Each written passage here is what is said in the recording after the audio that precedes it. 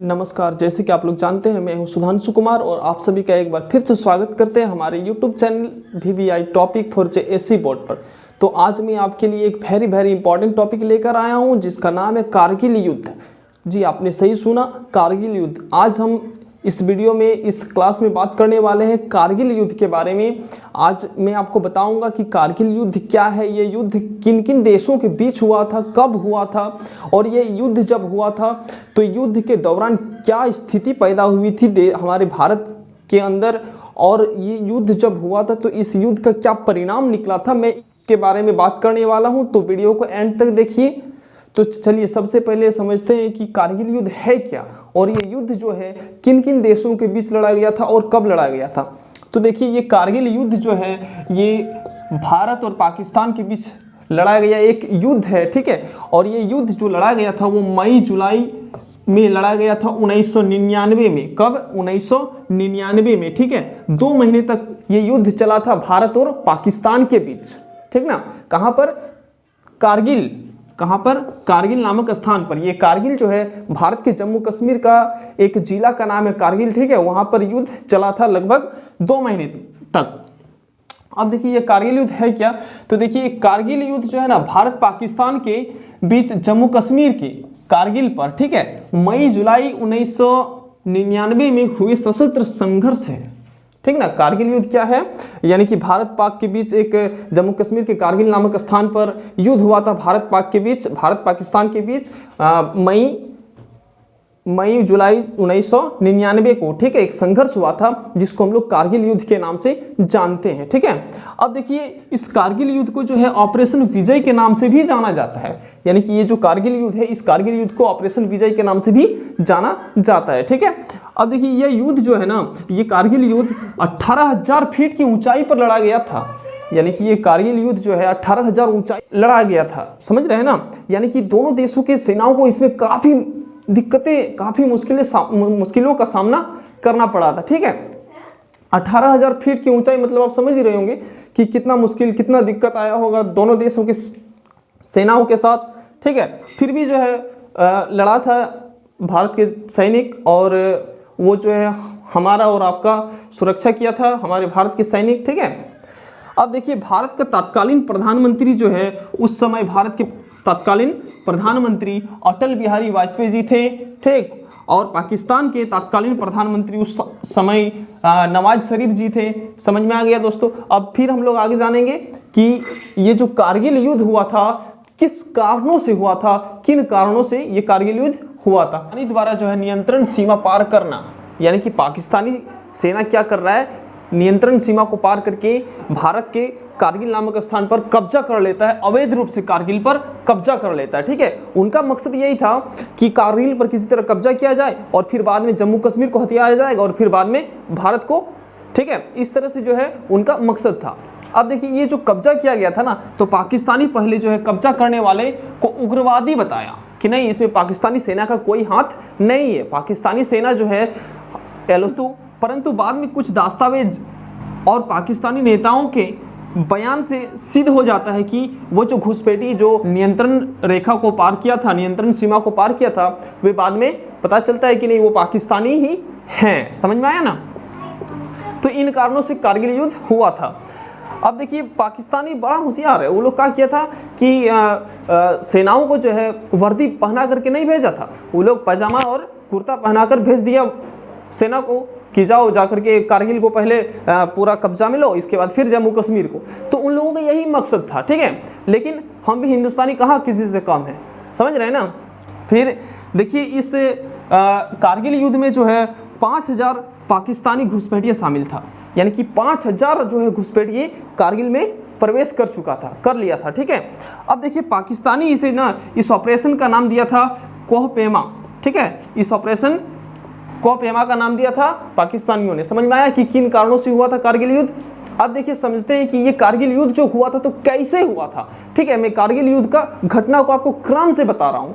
तो देखिए कारगिल युद्ध का घटनाक्रम, वो कारगिल युद्ध किस प्रकार से हुआ था, ठीक है। तो देखिए कारगिल युद्ध जो है ना, वो 1999 को हुआ था, पता चल गया हम लोग को। अब देखिए जो है 3 मई 1999 को एक चरवाहे के द्वारा जो है भारतीय सेना को सूचना दिया जाता है, यानी कि 3 मई के दिन जो है एक चरवाहा देखता है कि भारत के कारगिल पर कुछ घुसपैठी जो है घुस गया है। इसका सूचना जो है वो चरवाहा किसको देता है? भारतीय सेना को देता है। ठीक, अब क्या होता है 5 मई के जो है एक पेट्रोलिंग जाता है उस कारगिल नामक जगह पर, पेट्रोलिंग जाता है, पेट्रोलिंग कार जाता है, पेट्रोलिंग गाड़ी जाता है और देखता है, जांच के लिए जाता है। ठीक है, तो वहां पर जो है क्या करता है वो घुसपैठी गाड़ी पर हमला कर देता है और हमला करके जो है उस हमला में जो है हमारे 5 जवान शहीद हो जाते हैं। यानी कि 5 मई को पेट्रोलिंग पर जो है कारगिल में हमला किया जाता है। ठीक है, अब देखिए क्या होता है 9 मई को जो है पाकिस्तानी घुसपैठी द्वारा कारगिल पर जो है हमला किया जाता है।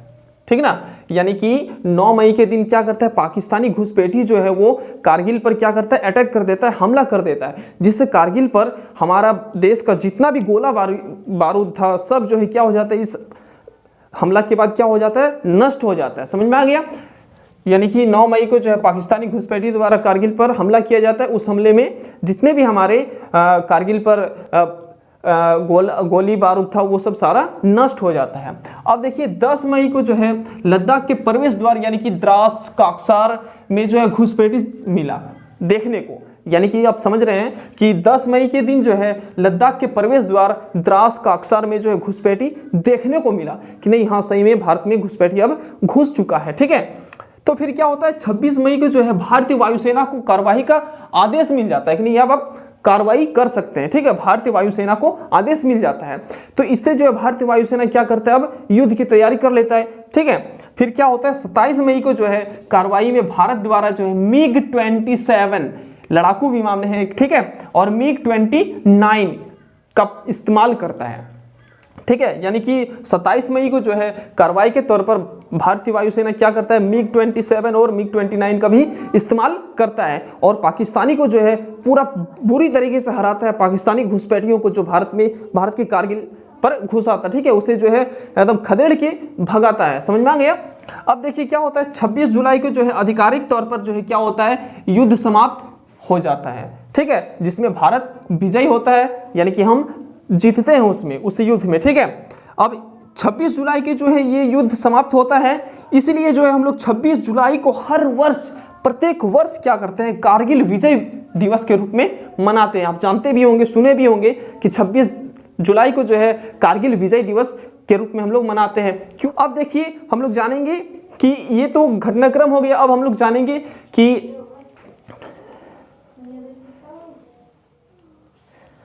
देखिए अब हम लोग जानेंगे कि इस कारगिल युद्ध का जो परिणाम निकला था, इसका जो रिजल्ट निकला था वो क्या था। ठीक है, जानने से पहले आप जितना भी ये मैंने ये इंपॉर्टेंट जो जिसको अंडरलाइन किया हुआ है वो सब आप नोट कर लीजिए, अच्छा रहेगा, ताकि आप बाद में इसको फिर रिवीजन कर सके, सेल्फ स्टडी कर सके। ठीक है, देखिए सेल्फ स्टडी जो है ना बहुत जरूरी है। अगर यदि आप सेल्फ स्टडी नहीं करेंगे तो आपको ऊपर वाला आकर के भी यदि पढ़ाएगा ना तो आपका कुछ नहीं हो सकता है। यानी आप समझ रहे हैं कि अगर यदि जब तक बच्चा सेल्फ स्टडी ना करे ना तब तक आप कोई भी कोचिंग या फिर कोई भी क्लासेस ज्वाइन कर लीजिए, आपका कुछ नहीं हो सकता है, आप जहां का वहीं रह जाएंगे। यानी कि आपका सेल्फ स्टडी जो है बहुत ही मायने रखता है कि आप कितना घंटा मेहनत करते हैं घर में। ठीक है, सेल्फ स्टडी बहुत ज़्यादा इंपॉर्टेंट है आपके लिए, इसलिए सेल्फ स्टडी करना आपको चाहिए। ठीक है, इसलिए आप इसे नोट कर लीजिए, नहीं तो आप स्क्रीनशॉट भी मार सकते हैं। ठीक है, फिर बाद में इसका आप नोट भी कर सकते हैं कि इस कारगिल युद्ध का परिणाम क्या निकला। ठीक है, तो देखिए ये जो कारगिल युद्ध जब हुआ था 1999 में, तो इसका परिणाम जो है कुछ इस प्रकार से निकला था। जब ये कारगिल युद्ध भारत पाकिस्तान के बीच लड़ा गया था तो इसमें भारत विजयी होते हैं। ठीक है, यानी कि हम लोग जीतते हैं इस कारगिल युद्ध में। ठीक ना, अब देखिए लगभग जो है भले ही भारत जीत जाते हैं लेकिन जो है 474 जवान जो है इस युद्ध में जो है वीरगति प्राप्त करते हैं। यानी कि 474 जवानों को हम लोगों ने खोया था कारगिल युद्ध के दौरान। समझ रहे हैं, 474 प्राप्त करते हैं। अब देखिए इस युद्ध में जो है 2700 से अधिक पाकिस्तानी घुसपैठियों को हमारे सैनिक जो है मार गिराते हैं। यानी कि 2700 से अधिक घुसपैठी मर जाता है। ठीक है, इस युद्ध में टोटल लगभग 5000 घुसपैठी था। ठीक है, इस युद्ध में 5000 घुसपैठी शामिल हुआ था। तो वही जो है भारत का यदि बात करें तो भारत में जो है 30,000 सैनिक इस युद्ध में भाग लिए थे। ठीक है, अब देखिए 200 से अधिक पाकिस्तानी घुसपैठी जो है ये जंग छोड़ करके भाग जाता है। समझ रहे हैं ना, इतना खतरनाक तरीके से मारा था हमारे भारत के जवान जो है। इससे क्या हुआ था कि 200 से अधिक जो है पाकिस्तानी घुसपैठी क्या करता है, जंग छोड़ के भागना पड़ता है उसे मजबूरन वापस पाकिस्तान। इस प्रकार से जो है अब देखिए क्या होता है पाकिस्तान में जो है, इसके बाद क्या होता है पाकिस्तान में राजनीतिक और आर्थिक अस्थिरता जो है बढ़ गया। यानी कि ये युद्ध जब भारत जीत गया तो उधर पाकिस्तान में क्या हो रहा है, पाकिस्तान में राजनीतिक और आर्थिक अस्थिरता जो है बढ़ जाता है। इससे क्या होता है कि नवाज शरीफ जो प्रधानमंत्री थे उस समय पाकिस्तान के, उसको जो है गद्दी से हटा दिया जाता है। गद्दी से हटा करके परवेज मुशर्रफ राज करने लगते हैं पाकिस्तान में, यानी कि गद्दी पर परवेज मुशर्रफ बैठ जाते हैं पाकिस्तान में। ठीक है, अब देखिए क्या होता है, भारत जब विजयी होता है तो इसके बाद जो है भारत में देश प्रेम का उबाल देखने को मिलता है। ठीक है, देश प्रेम का उबाल देखने को मिलता है। अब ये क्या होता है कि युद्ध से प्रेरणा लेकर के जो है कई फिल्में भी बनाई गई हैं।